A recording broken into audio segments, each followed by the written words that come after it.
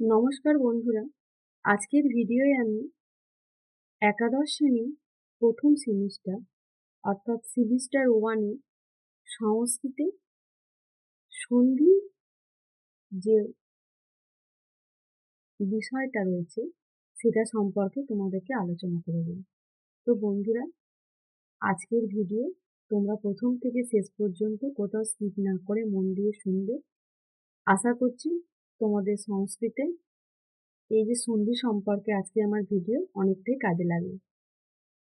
যারা মাধ্যমিক পরীক্ষা দিয়েছ, এখনো রেজাল্ট আউট হয়নি, তারা অবশ্যই এই ভিডিওগুলো দেখে এখন থেকে প্র্যাকটিস করো। কারণ রেজাল্ট আউট হলে তোমরা এখন নিশ্চয়ই পড়াশোনা শুরু করে দিয়েছো, কোন বিষয় নিয়ে কে পড়াশোনা কি নিয়ে করবে।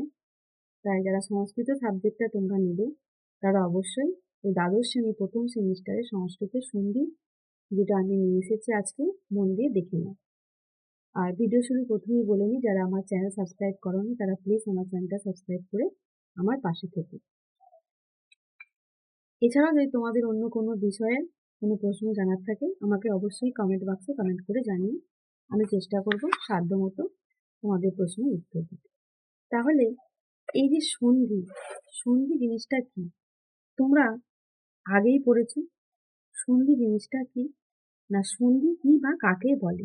সন্ধি হলো, দেখো, উচ্চারণের ফলে দুটি বর্ণের পারস্পরিক ধ্বনিগত মিলনকে সন্ধি বলে। তাহলে সন্ধি কাকে বলে তোমরা কি জানলে? না, দুটি বর্ণের পারস্পরিক ধ্বনিগত মিলনকেই বলা হয় সন্ধি। এরপর সন্ধি কয় প্রকার ও কি কি? সন্ধি 3 প্রকার।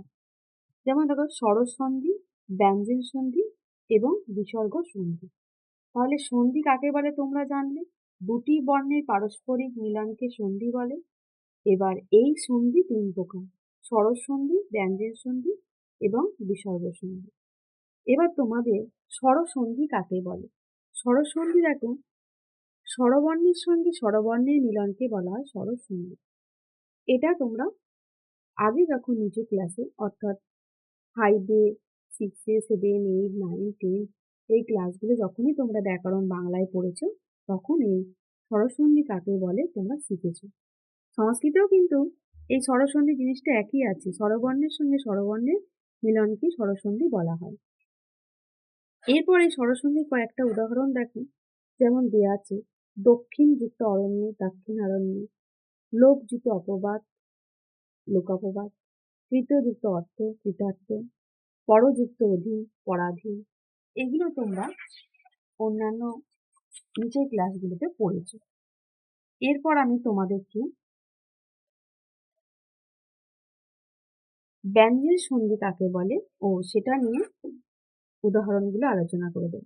তাহলে স্বরসন্ধি স্বরবর্ণের সঙ্গে স্বরবর্ণের মিলনকে স্বরসন্ধি বলে।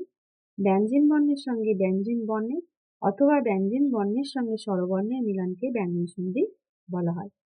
এর কতগুলো উদাহরণ দেখো: মহৎযুক্ত চক্র, মহৎচক্র; ভবৎযুক্ত চরণম, ভবচ্চরণম; উজ্যুক্ত চরণম, উচ্চারণম। এই ধরনের গুলো হচ্ছে তোমাদের ব্যঞ্জন সন্ধি। তাহলে স্বরসন্ধি দেখো, প্রত্যেকটা উচ্চারণের লাস্টে কি আসছে? স্বরবর্ণ। আর ব্যঞ্জন সন্ধি উচ্চারণের শেষে দেখো আসছে তোমার ব্যঞ্জন সন্ধি বা স্বরসন্ধি। যেহেতু স্বরবর্ণের সঙ্গে স্বরবর্ণ অথবা স্বরবর্ণের সঙ্গে ব্যঞ্জন বর্ণের মিলনকে বলা হয় স্বরসন্ধি, ব্যঞ্জন সন্ধি, সেহেতু এখানে উচ্চারণও 2 প্রকারের হবে। এরপর তোমাদেরকে আমি আলোচনা করব কিছু এই সন্ধি থেকে এমসিকিউ প্রশ্ন উত্তর নিয়ে। তাহলে চলো আমি এই এমসিকিউ প্রশ্ন উত্তরগুলো তোমাদেরকে আলোচনা করি। প্রথমে দেখো আছে, দেবালয় শব্দটি ধ্বনি বিচ্ছেদ কি? দেখো দেয়া আছে, দেবালয় শব্দটি সন্ধি বিচ্ছেদ কি? দেবা যুক্ত আলয়, দেব যুক্ত আলয়, দেব যুক্ত আলয়ে বিসর্গ আছে, দেবা যুক্ত আলয়ে বিসর্গ আছে। এই চারটের মধ্যে উত্তর হবে বিয়েটা, অর্থাৎ দেব যুক্ত আলয়ের পরে যে বিসর্গ আছে সেটি। এরপর দেখো, তথা অথাহম শব্দটির সন্ধি বিচ্ছেদ কি? এখানে দেখো 4টে অপশন আছে। এই 4টে অপশনের মধ্যে সঠিক উত্তর হবে অপশন এ, অর্থাৎ দেখো আছে তথা যুক্ত অহম এবং শেষে দেখো হয়ে একটা হসন্ত আছে।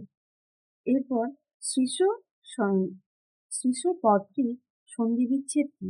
এখানে উত্তর হবে দেখো অপশন সি এরটা, অর্থাৎ তোমরা দেখতে পাচ্ছ শ্রী যুক্ত হর্ষই তালবস্য এবং এর সঙ্গে বিসর্গ।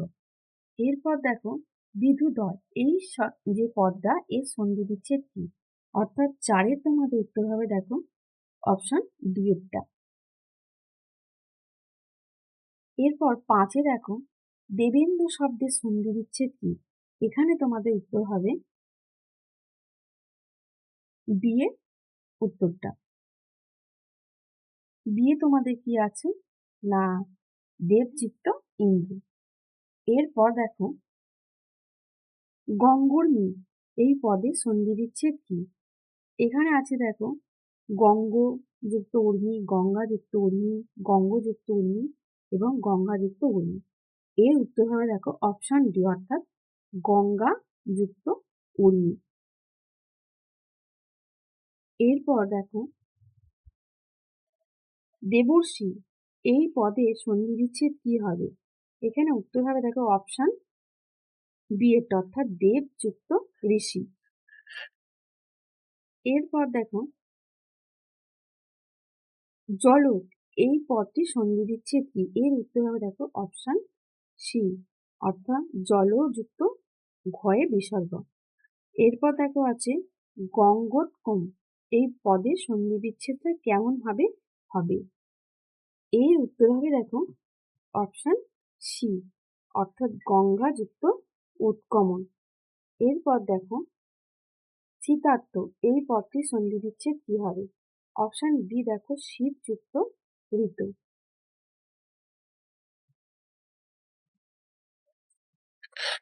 এরপর দেখবে দেখো সূর্য যুক্ত উদয়, এখানে সন্ধির ফলে যথার্থ রূপটি কি হবে? এর উত্তর দেখো অপশন ডি এরটা, অর্থাৎ সূর্যোদয়। এরপর দেখো প্রীতে যুক্ত আদেশ, এখানে সন্ধি কার্যের যথার্থ রূপটা হবে দেখো পিত্রাদেশ, অর্থাৎ অপশন এ। এরপর দেখো তব যুক্ত ইব, এখানে সন্ধির ফলে যথার্থ যে রূপটি সেটি দেখো অপশন বি তবে। দিগন্ত শব্দের সঠিক সন্ধি বিচ্ছেদটা কি? এর উত্তর হবে দেখো অপশন বি, অর্থাৎ দিক যুক্ত অন্ত। এরপরে দেখো আছে প্রাগের, এই শব্দটি সঠিক সন্ধি বিচ্ছেদটি কি হবে? এর উত্তর দেখো অপশন ডি, অর্থাৎ প্রাগ যুক্ত এবং। এরপর দেখো ষড়যন্ত্র, এই শব্দটি সঠিক সন্ধি বিচ্ছেদ কি হবে? এর উত্তর দেখো অপশন ডি, অর্থাৎ স্বরযুক্ত যন্ত্র। এরপর দেখো মহোচ্চকতম শব্দের সঠিক সন্ধি বিচ্ছেদ কি? অপশন এ মহৎ যুক্ত সকতম। এরপর দেখো বিপদ জালম শব্দটির সঠিক সন্ধি বিচ্ছেদ কি? অপশন এ বিপদ যুক্ত জালম। এরপর দেখো জগদীশ শব্দের সঠিক সন্ধি বিচ্ছেদ কি? অপশন সি জগৎ যুক্ত ঈশ। এরপর দেখো ভগবদ গীতা শব্দের সঠিক সন্ধি বিচ্ছেদ কি? এর উত্তর হবে অপশন বি, অর্থাৎ ভগবত যুক্ত গীতা, ভগবান যুক্ত গীতা। এরপর দেখো মহাবন্তক শব্দের সঠিক সন্ধি বিচ্ছেদ কি? এর উত্তর হবে অপশন সি। এরপর দেখো উদ্ধত শব্দের সঠিক সন্ধি বিচ্ছেদ কোনটি? এর উত্তর হবে অপশন সি। এরপর দেখো যোগ্য শব্দের সঠিক সন্ধি বিচ্ছেদ কি? Option D. এরপর দেখো প্রতিকা শব্দের সঠিক সন্ধি বিচ্ছেদ কোনটা? অপশন সি তর্যুক্ত টিকা। আকৃষ্ট শব্দের সঠিক সন্ধি বিচ্ছেদ কোনটি? এর উত্তর হবে দেখো ডি এরটা, অর্থাৎ আকৃষ্টযুক্ত ত। এরপর দেখো অজন্ত শব্দের সঠিক সন্ধি বিচ্ছেদ কোনটা? অপশন বি এরটা। এরপর স্বর্ণবতী শব্দের সঠিক সন্ধি বিচ্ছেদ কোনটা? অপশন এরটা। এরপর দেখো মহৎমান শব্দের সঠিক সন্ধিবিচ্ছেদ কোনটা? অপশন ডি এরটা। তাহলে বন্ধুরা আশা করছি আজকে আমার এই ভিডিওটা তোমাদের কাজে লাগবে। এছাড়াও যদি অন্য বিষয়ে কোনো প্রশ্ন উত্তর জানার থাকে আমাকে অবশ্যই কমেন্ট বক্সে জানিও। আজকে এই পর্যন্তই, আবার দেখা হবে পরবর্তী বিষয় নিয়ে। ধন্যবাদ।